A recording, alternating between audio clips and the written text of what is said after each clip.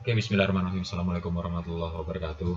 Saya Yusril Iza Fajarendra dengan NIM 2320605107 akan mempresentasikan tentang algoritma naib Bayes dalam penggunaannya di machine learning. Nah, apa itu pengertian algoritma naib Bayes? Algoritma naib Bayes adalah sebuah metode klasifikasi yang berakar pada teorema Bayes. Metode yang pengklasifikasian ini digunakan untuk metode probabilitas dan statistik yang dikemukakan oleh ilmuwan Inggris yaitu Thomas Bayes, yaitu untuk memprediksi peluang di masa depan berdasarkan pengalaman di masa sebelumnya, sehingga dikenal dengan teorema Bayes. Ciri utama dari naib Bayes classifier adalah asumsi yang sangat kuat atau naif akan independensi dari masing-masing kondisi kejadian. Nah, untuk naib Bayes tersendiri bekerja sangat baik dibandingkan model classifier yang lainnya. Hal ini dibuktikan dengan Semele Hidden Hinderstone dalam jurnalnya itu naib Bayes versus decision tree versus neural network in the classification of training web page mengatakan bahwa naib Bayes classifier memiliki tingkat akurasi yang lebih baik dibandingkan model classifier lainnya. Nah, kelebihan algoritma naib Bayes itu ada banyak ya tentunya.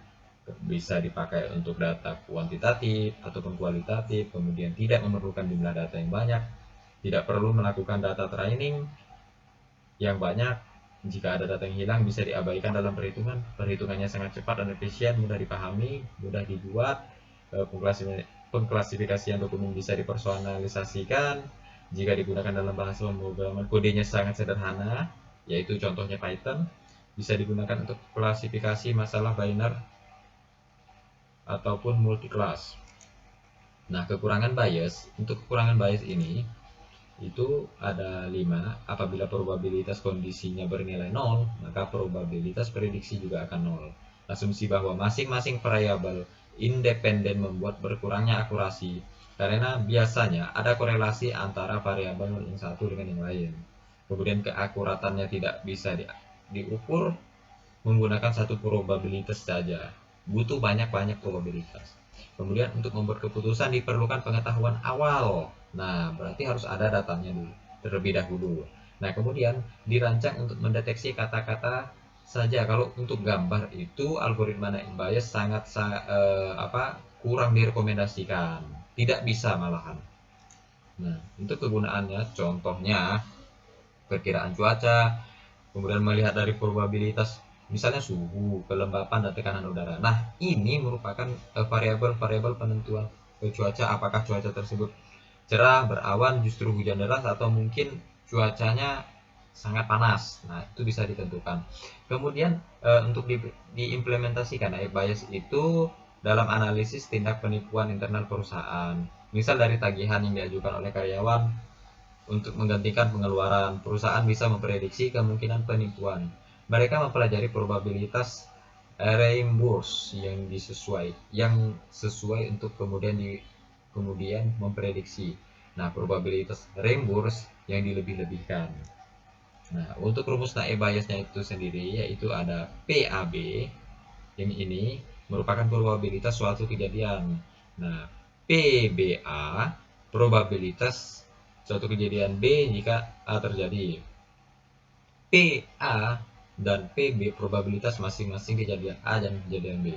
Mari kita langsung masuk ke contoh soal. Nah, di sini sebagai contoh ada data mobil tercuri pada tabel berikut. Ada warna, ada tipe, ada asal. Nah, ini kemudian variabel outputnya yang nanti akan kita cari. Misal kita lihat kata-katanya di sini. Misal kita mengelompokkan mobil warna merah, tipe SUV dan asal domestik. Nah, ini merupakan inputan baru. Kemudian dari data-data tersebut kita tentukan probabilitas tercuri dan probabilitas tidak tercuri. Kemudian berapa persen kira-kira mobil yang tercuri dan berapa persen mobil yang tidak tercuri. Serta tentukan mobil merah tipe SUV dan asal domestik tersebut apakah tercuri atau tidak. Nah, dalam penyelesaian algoritma naib Bayes, yang pertama kita akan menghitung mobil tercuri ya dan tidak menggunakan rumus PVJ. Nah, ini PVJ. Sebenarnya ini rumus yang sama sih sebenarnya. Cuman perbedaannya adalah ya mungkin di di variabelnya saja yang dibedakan. Nah, PYA ini adalah jumlah daripada eh, ini variabel tercuri ini ya. Kita jumlahkan ya sebanyak berapa, kemudian kita bagi dengan seluruh data tersebut. Ini ya kan ada 5, kemudian kita bagi dengan total data yang jumlah data ini ada 10, berarti 5 per 10 sama dengan 0,5. Itu untuk PYA. Kalau untuk P tidak sama juga. Kita hitung jumlah tidak ada 1, 2, 3, 4, 5, berarti ada 5. 5 dibagi 10 dapat 0,5. Oke, kita lanjutkan. Nah, untuk menghitung probabilitas ya yang variabelnya ya tercuri. Nah, oke, kita hitung yang merah yang ya 3/5. Nah, 5 ini dapat dari mana? 5 ini dapat dari ini, dari 5 ini ya. Kemudian yang 3 ini didapat daripada data merah. Merah ya 1, merah ya 2, merah ya 3. Nah, ada 3, berarti rumusnya di sini adalah 3/5 sama dengan 0,6. Begitu juga dengan SUV. SUV ya, kita hitung lagi di sini. SUV ya ada 1, ada. Nah, di sini cuma ada 1, berarti rumusnya adalah 1/5 gitu, 0,2. Kemudian dan juga berikutnya domestik begitu pula. Domestik ya 1, 2, ada 2, cuman ada 2 ya. Nah, ada 2 berarti rumusnya 2/5, 0,4. Nah, kemudian kita hitung juga probabilitas tidak tercuri. Nah, probabilitas tidak tercuri ini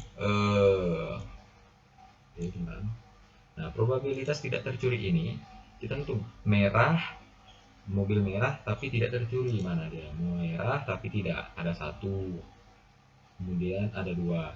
Nah, di sini berarti cuma ada 2/5. 5 ini dapat dari mana? Ya, kembali lagi tadi. 5 ini didapat dari probabilitas jumlah tidak. Ini tidak 5. Gitu. Nah, SUV begitu juga. SUV kita lihat SUV tidak ada 1, 2, 3. Nah, berarti di sini ada 3/5, 0,6. Kemudian kita hitung lagi ini P domestik tidak. Nah, kita hitung domestik tidak. Domestik tidak ada 1, 2, 3. Nah, berarti ada 3/5, 0,6. Itu untuk probabilitas tidak tercuri. Kemudian kita lanjut lagi. Nah, di sini kita akan menentukan berapa persen mobil tercuri atau tidak tercuri. Kita hitung totalnya. P ya dikali P merah ya dikali P SUV ya dikali P domestik ya, yaitu 0,5. Ini tadi 0,5, kemudian dikali 0,6, ini 0,5 dikali 0,6, kemudian dikali 0,2 yang ya ini 0,2 dikali 0,4, dapat hasilnya 0,24 atau 2,4%. Nah, kemudian untuk probabilitas persentase yang tidak tercuri, misalnya tidak merah tidak P tidak, ini P tidak, ini 0,5 dikali yang ini, nah 0,4, 0,6, 0,6 ini dari probabilitas tidak tercuri, dapatlah 0,072 atau 7,2%.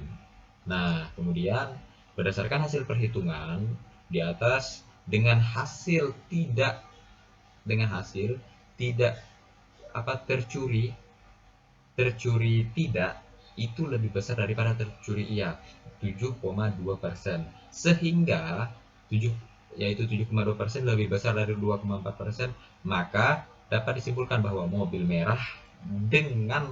dengan warna merah dengan tipe SUV dan asal domestik itu tidak tercuri. Nah, berdasarkan perhitungan probabilitas algoritma. Nah, peluang untuk tidak tercuri itu lebih besar daripada tercuri berdasarkan data-data ini. Begitu. Nah, mungkin dari sekian yang dapat saya sampaikan, karena algoritma naib Bayes ini sangat mudah sekali.